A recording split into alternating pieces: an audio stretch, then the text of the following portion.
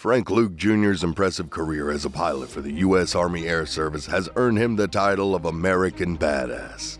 And because of his story, he will forever be known as one of America's greatest fighter aces of all time. If you like hearing about impressive stories and facts throughout history, you should consider hitting that subscribe button because that's what we specialize in, and you won't want to miss a single one of our epic uploads.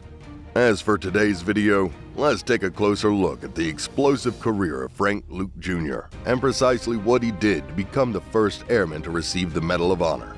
Frank Luke Jr. was born in the city of Phoenix, in what at the times was just known as the Arizona Territory. He was born on May 19, 1897, as the fifth child in what would become a family of 9, plus his mother and father. He owned his first gun and learned to shoot by the age of 12. From that point, was said to go out hunting on his own and even spend multiple days camping out in the harsh Arizona wilderness by himself. According to the reports, Frank always excelled at sports as he grew up and spent a lot of his early working years in local copper mines. And he was even known to be an excellent bare-knuckled boxer and made a living off of local fights for a short period of time. Little did anyone around him realize that Frank was about to become one of the best pilots to take to the skies during a time of crisis. Frank Luke Jr. decided to make a massive change to his life following the death of a friend and business partner in 1917, which was one that directly led him to the United States Air Force. It was only a few months after the United States entered the First World War on September 15, 1917, that Frank enlisted in the Aviation Section U.S. Signal Corps. And in just 2 short years, he did what most pilots couldn't do in a lifetime. Though a direct reason for his enlistment wasn't known, many suspected it had to do with the combination of his coming from a long line of military men and what famously became known as the Zimmerman Telegram. The Zimmerman Telegram was a message that was intercepted by British government in January 1917. The message was being sent from Germany to Mexico, and turned out to be a secret proposition with Mexico that encouraged them to take back the territories that they lost during the Mexican-American War if the United States decided to enter the war. This was taken as a direct threat by many Americans living in the states that bordered Mexico, and many of the young men began enlisting in the military so that they could be ready to protect their homes. And many believe that this is why Frank and a few of his siblings made their way to Tucson, Arizona and enlisted for themselves. Now, it should be noted that during World War I, the pilots that stepped up and decided to fight for their country put their lives at risk just by stepping into those planes, since aviation was still relatively new and very dangerous. On top of that, fighter planes at that time offered almost no protection to their pilots. To put it into perspective, in the year 1918, the average life expectancy of a new pilot in the armed forces was a mere 3 weeks. That being said, Frank Luke Jr. wasn't deterred, and instead, he committed himself to being the best pilot that he possibly could be. Frank underwent pilot training in both Texas and California before he was officially commissioned as a second lieutenant about 6 months after he enlisted. In March of 1918, the new pilot was deployed in France, where he received further training before being assigned to the 27th Aero Squadron. The main order for the 27th Aero Squadron was to destroy any German observation balloon that they came across. Now, in case you didn't know, a German observation balloon is almost exactly what it sounds like. It was a large balloon that was used to lift a basket that contained a single German soldier inside of it, who would then use the height advantage to convey anything that they saw back to soldiers and commanding officers down on the ground. Now, these balloons used a highly flammable gas to keep them floating high in the sky, and because of that, U.S. pilots in the armed forces began using incendiary rounds to shoot them down and destroy them, thus preventing further German recon. Frank was joined in the 27th Squadron by his close friend Joseph Frank Weiner, who ended up becoming a trusted wingman of the ace. While working in the Aero Squadron, Frank started off by making a bad impression with how boastful he was. But his teammates quickly learned that he had a right to be that way because there was no one else like him when it came to flying. Luke and Weiner often volunteered themselves for dangerous missions because of their eagerness to see combat. And because of that, Luke would go down in history as the first U.S. Army Air Service pilot to become an ace in a single day. Between September 12th and 29th, Frank Luke Jr. was credited with taking down a confirmed total of 18 aircrafts, with 14 of them being balloons, and the last 4 being German planes. Sadly, about 6 days into this World War I record, on September 18th, Frank's closest friend, Joseph Weiner, was shot down and confirmed killed. The death of his friend took a toll on Frank and is believed to have caused him to take even greater risks leading up to his last flight.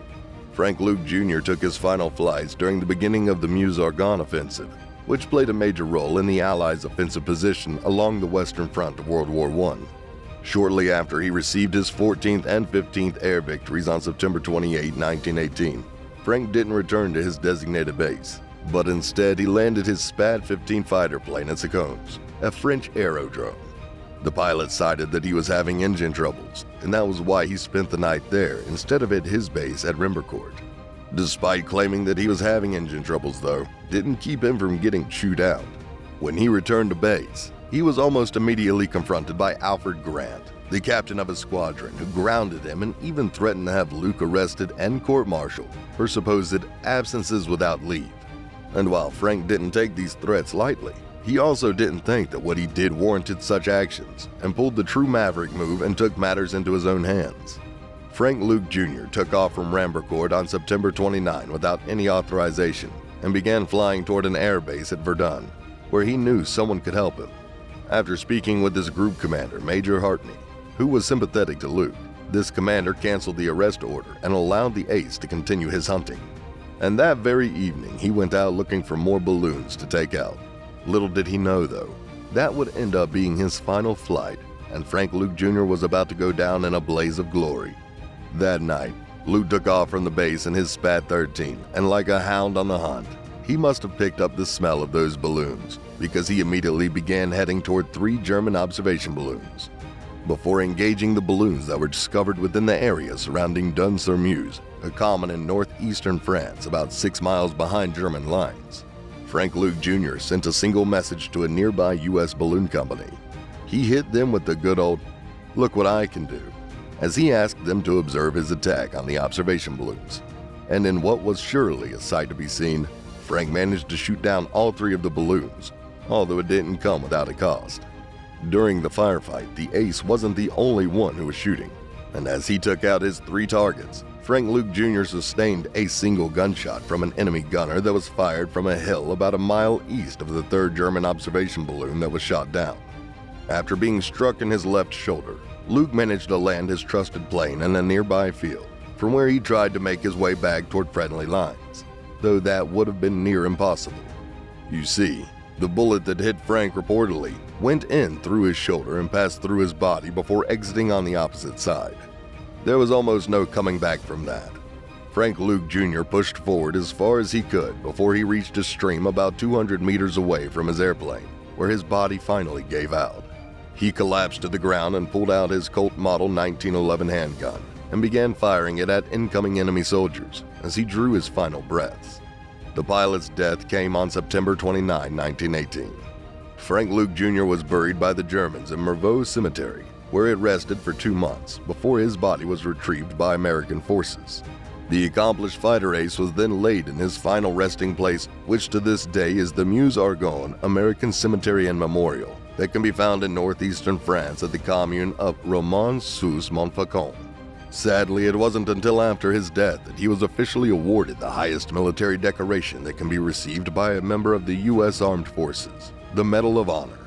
It was following a sworn testimony that was given by both French and American sources and obtained by the United States Army that Frank Luke Jr., and when it came time to hand down the award because Frank Jr. was no longer around to receive it, the military presented it to his father, Frank Luke Sr., in his hometown of Phoenix back in May of 1919.